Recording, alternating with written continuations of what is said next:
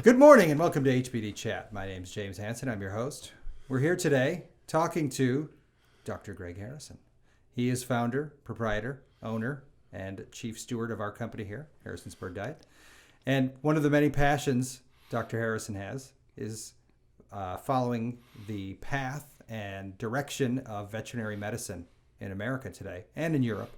I know we've had a couple different conversations about both of those. And what we were hoping to do today was briefly talk about your academic experience, how you believe it contrasts to the current academic experience for veterinary medicine, and what kind of things you think are missing from the experience. So I'd love to start at the very beginning and just kind of understand how your passion for veterinary medicine was contained and where you had the opportunity to go through your training. Do you want to talk to us about that for a minute? Sure, yeah. Do I look up there? You can. You can look at this one, that one, anyone. Okay. You can look at me. Oh, that's right. Okay. Either one, whichever feels more natural. It's, okay. You know. I think looking at you does, actually. Okay. Yeah. So, first of all, I want to thank you two for doing such a great job getting this thing hauled together. So we'll obviously edit that out. But as far as my career in veterinary medicine, it wasn't really a thought that just jumped in there. I started as a kid in a small town in Iowa looking for jobs. Anything to get me out of my dad's grocery store soaking potatoes. I couldn't stand opening up a bag of potatoes. There was always a rotten one in there. I was lucky enough to grow up in a small farming community in Iowa, and my neighbor was a veterinarian. He wasn't my neighbor in the beginning, but he ended up moving there. He had a huge yard, had a big sidewalk, and needed somebody to shovel the snow, rake the leaves, all that stuff. So as I got a little bit older, he had jobs in his clinic that I could do, clean the kennels, take the labels off bottles. In those days, they recycled everything. Yeah. So if he sent a prescription home to somebody, they'd bring the bottle back, we'd take the label off and refill it. And I just loved working with him. He had polio, so he needed somebody to help carry his bag. Later on, he would have me driving the car from one side, and he'd be filling out bills. He never used to fill out the bills. He'd wait till I'd get home at night and do that, so I know he lost a lot of money. But then after I was working with Dr. Tietz, I had a friend of my mother's when she was in high school heard that I wanted to be a vet and took me down to Iowa State University and introduced me to the gentleman then that was the head of the pathology department named Frank Ramsey. And Frank Ramsey kind of took me under his wing. I never knew it, but he got me into veterinary school, and I just was lucky enough to also have other professors there that took an interest in me because I wanted to work. So, for example, the head of the Department of Anatomy was a guy named Dr. Bob Getty, and he had written the book on anatomy of the dog. So everybody knew Iowa State anatomy and the anatomy of the dog. But he needed new things to work on, so he assigned me to do the anatomy of the guinea pig, and he found a graduate student to do it. So I do the dissections and learn those kinds of things, and that's kind of how So I started with a great background in anatomy, and then I worked in the physiology department, helping study monkeys that were being exposed to the things that we put in microchips, rare earth. Oh, yeah. Yeah. So they had to do monkeys and rats and all kinds of things. So I got an experience of working with animals I'd never even seen before, rhesus monkeys. What year was this? Oh, probably 64, 65. And most of the people working in those departments became deans of other veterinary schools. So I had a great mentoring group. And after we got out of the lower part of veterinary medicine, which is the pharmacology, anatomy, physiology, of those things, I went to clinics. And I fell in love with a guy named Dr. Jensen. And he was a surgeon, and he loved to do eye surgery. So I changed my mind from being a dairy veterinarian, which I thought I might be, to a veterinarian that did eye surgery on dogs. Okay. And I actually went around the world, not around the world, around the United States. I visited a couple eye specialists and things like that. What I really got from that was the ability to use really tiny tools. So we had these instruments that you could pick up a hair with, and you could suture things and stuff like that. So Original nanotech. yeah. And then there was a guy that showed up at our veterinary school named Dr. Ted Lefebvre. And Dr. Lefebvre's approach to educating veterinarians, his passion was parakeets. Mm-hmm. So we had 70 people in our class, he'd bring 70 parakeets to our class. And we'd all get to hold them and get bit by them and realize that you aren't going to die from a parakeet bite. Right. And all the little things that he did, how to give an injection and all that kind of stuff. I actually went to his practice set and visited it. And one of the things that fascinated me, in the middle of his exam table, he had a pellet machine, Mm-hmm. and he was making pellets. Yeah. So I kind of dropped in without even knowing it into the pellet industry because later on, after I was lucky enough to start doing birds on my own, I went back and tried to figure out what did Lefebvre do with his food. Mm-hmm. How did that work? He didn't have a lot of birds like I did. I had 200 birds. Yeah. And I had a lot of people with birds that needed help. So I tried his pellets on my birds and didn't find the results I wanted. Then I went to Ziegler pellets. That was the first pellet that came out for pet birds. And that one was made by Ziegler. Mm-hmm. And it just never really took off. So after having parrots for a while, I took off trying to feed their pellets. And what else could I do? I was at a loss of what to do. So I started visiting aviculturists. Mm-hmm. I went to Busch Gardens and saw what they were doing with their birds. I went over to England to work with John Stoodley, and that was the breakthrough. Because John Stoodley had written a book about parrots of the world, or parrots, how to feed parrots, how Mm-hmm. to raise them. And he was the hero of aviculture in those days. And so I actually went to England and spent some time with him, taking around my little book, and this is how he mixed this, and this is what the book said, and this is how he did it. So I came back with that and looked at what was in the foods that were available commercially, and it was just obvious that it wasn't working because it wasn't working in my birds, it wasn't working in other people's birds. They didn't want to eat them, and they certainly weren't breeding well with them. Right. So that's when we started bringing in nutritionists and all kinds of other people that I'd bumped into over the years with birds, and we figured out that we had a really good product with Stoodley's diet. Mm-hmm. We just had to figure out a way to make it available in a large quantity. Right. And that inspiration came from the academic experience of having somebody bring those parakeets to the class. Do you think that kind of thing happens today in veterinary school? It happened up to about 20 years ago, and now I don't think they get that experience. Do you think it's because... What we're seeing now is that even the anatomy, they may not get anatomy of the bird, Mm-hmm. guinea pigs and stuff like that. After an interesting trip on a boat last month with a professor and his wife from Vienna, I realized there's quite a difference in the way we do things in the United States, the way we do things in Europe. Right. For example, you can't do research on live animals in Europe. So what's happened in the United States, just kind of slow and steady, about 20-some years ago, David Jones was a passionate person about veterinary medicine, but he knew that if we got too off base, we'd have problems. And he saw veterinarians trying to form corporate practices. Mm-hmm. But they were money people rather than veterinarians. And they were doing things like spaying dogs on wood tables. When a dog would die, they'd throw it in the trash Mm-hmm. rather than doing it the right way. So he got a veterinarian named Scott Campbell to come and get involved in creating a thing called Banfield, and that became PetSmart's Banfield Mm-hmm. Clinics.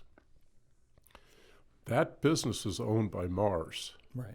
So Mars owns Banfield, and that's about 2,000 veterinary clinics. They now have bought VCA. Yeah. That's another 2,000 clinics or something like that. Mars is also the company that owns 51 brands of dog foods. So if you look at the pyramid, You have down here, you have dog foods, and you have dog food companies. Then you have pet stores that sell the dog food. And now you have pet stores that have veterinary clinics in it that take care of those dogs that have been on that dog food. Right. And what they're doing is they're harvesting all that information from those clinics they've bought. What are the most common diseases? What are the most common treatments? What is the research we need to do? And now what they've found is that the human drug industry wants very much to have new treatments for arthritis, for diabetes, all these different diseases. Birds have the same thing, dogs have the same thing. So they started a company, Mars started a company called Blue Pearl. And Blue Pearl is the research arm of Mars. And right now what they're concentrating on is producing experts in veterinary medicine for dogs and cats. So they have a lot of residents and interns, but they're also taking products that the human drug industry is trying to get approved for use in humans. Yep. Well, that's a 10, 15-year project, right? You're not going to make any money for 10 years. So what they've discovered is they can go to Blue Pearl and say, I've got this product for heart disease.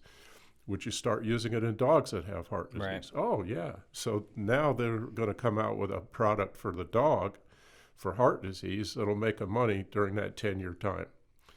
So you have the company that makes the food, that has the clinics, that diagnoses the treatments, gives you the medication.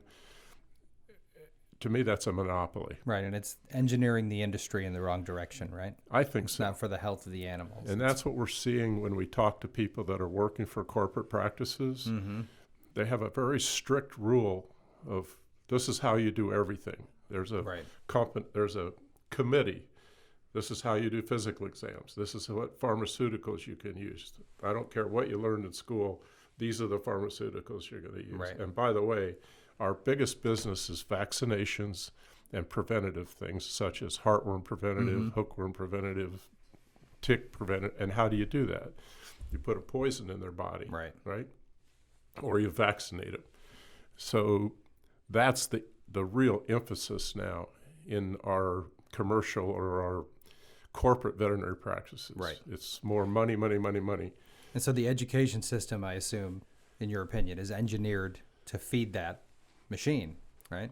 I think they didn't do it intentionally. Excuse me just a second. That's fine. I don't think they intentionally thought, should we have girls be veterinarians? And the consequences of veterinarians, when I went to school, we had 2 girls in the whole veterinary school, both in my class. Later on now, today's veterinary schools, it's 90% ladies. And that's good because ladies have a lot of compassion. The downside of compassion is burnout.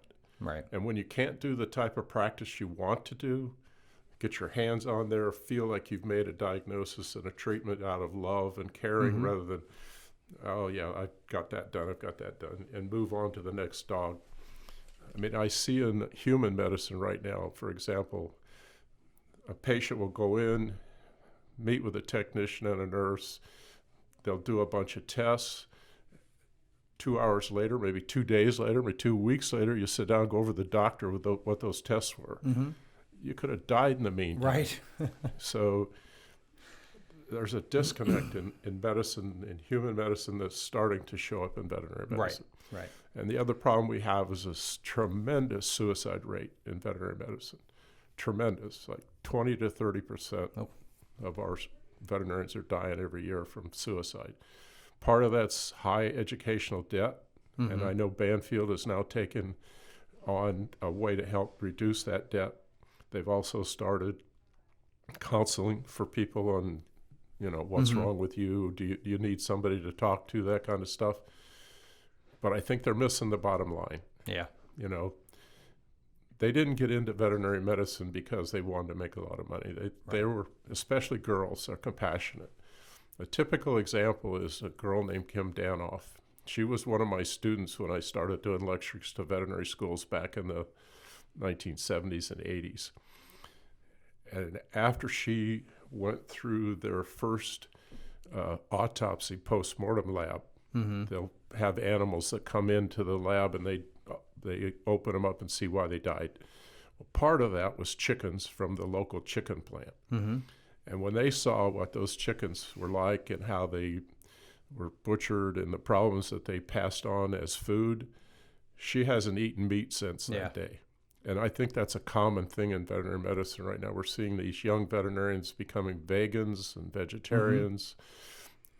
Mm-hmm. And a typical example, and I hope Kim isn't offended by this, but she'll spend half a day getting a dragonfly out of a Costco shop.